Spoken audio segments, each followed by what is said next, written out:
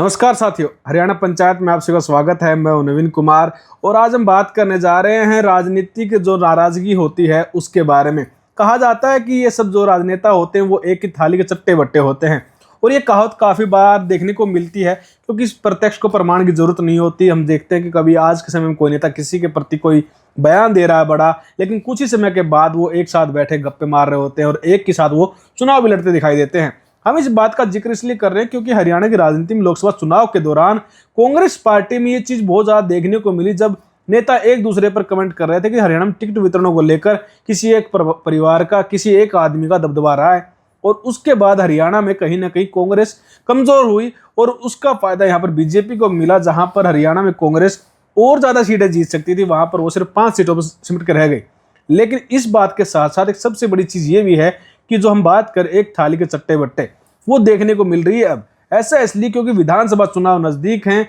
और जो एक दूसरे पर आरोप लगाने वाले नेता हैं वो नजदीक आ रहे हैं। हम इस बात का जिक्र इसलिए भी कर रहे हैं क्योंकि हरियाणा की राजनीति में पूर्व सीएम भूपेंद्र सिंह हुड्डा लगातार अभी तक धन्यवादी दौरे ही हरियाणा में कर रहे हैं कि लोकसभा चुनाव में जो उनको इतना अच्छा वोट बैंक मिला, जो कांग्रेस का इतना अच्छा ग्राफ बढ़ा, उसके लिए प्रदेश की जनता का धन्यवाद। और इसी सिलसिले में वो 2 दिन पहले जो रेवाड़ी की विधानसभा है बावल, वहां पहुंचे और वहां पर यादव समाज का जो यादव भवन है वहां पर जो कांग्रेस के बड़े नेता हैं कैप्टन अजय सिंह यादव और उनके बेटे राव चिरंजीव, उनकी तरफ से एक सभा का आयोजन किया गया और वहां पर कुछ ऐसे राजनीतिक समीकरण निकल के आए जिसके बाद हरियाणा में अहिरवाल का जो क्षेत्र है, अहिरवाल की जो बेल्ट है, वहां पर उनको बड़ा फायदा पहुंचने की एक तरह से उम्मीद है। ऐसा इसलिए क्योंकि अहिरवाल का क्षेत्र कहीं ना कहीं राव इंद्रजीत सिंह की जो बीजेपी के द्वारा नजरअंदाजगी की जा रही है उसके चलते नाराज है और उसी नाराजगी को साधने के लिए यहाँ पर कैप्टन अजय सिंह यादव और भूपेंद्र सिंह हुड्डा साथ आते नजर आ रहे हैं। वहां पर प्रोग्राम के दौरान कैप्टन अजय सिंह यादव ने इशारों में अपने जो तीखे तेवर थे, तलख तेवर थे, वो करते हुए यहाँ पर जाहिर कर दिया कि अहिरवाल की नाराजगी, अहिरवाल की अनदेखी किसी से भी बर्दाश्त नहीं होगी और यहाँ पर जो 13 से 14 विधानसभा सीटें अहिरवाल समाज के अंडर में आती हैं, अहिरवाल के क्षेत्र में आती हैं, ये किसी भी सरकार को यहाँ पर चुनने का और नजरअंदाज करने का यहाँ पर एक तरह से मजबूती है वो रखते हैं। और इस बात का कहीं ना कहीं भूपेंद्र सिंह हुड्डा को भी अंदाजा हुआ। उन्होंने जिसके बाद यहाँ पर बयान में कहा कि आप मुझे 3 विधानसभा सीट दे दीजिए, हरियाणा में आपकी सरकार बना दूंगा। जहां कैप्टन अजय सिंह यादव ने एक तरह से यहाँ पर अपने बेटे की पैरवी करते हुए बहुत सारी बातें कही और हरियाणा की राजनीति में उनको बड़ा पद देने की जो बात उन्होंने इनडायरेक्टली कही, उसके बाद हरियाणा में जो कांग्रेस पार्टी है उसका नेतृत्व करने वाले भूपेंद्र सिंह हुड्डा ने अचानक से यहाँ पर कह दिया कि आप मुझे 3 विधानसभा दीजिए, यानी कि रेवाड़ी की जो है जहां पर कैप्टन अजय सिंह यादव के बेटे राव चिरंजीव विधायक है मौजूदा कांग्रेस के, उसके साथ साथ जो बावल विधानसभा सीट है ये वाली और साथ साथ जो कोसली की विधानसभा सीट है जहां पर लोकसभा चुनाव में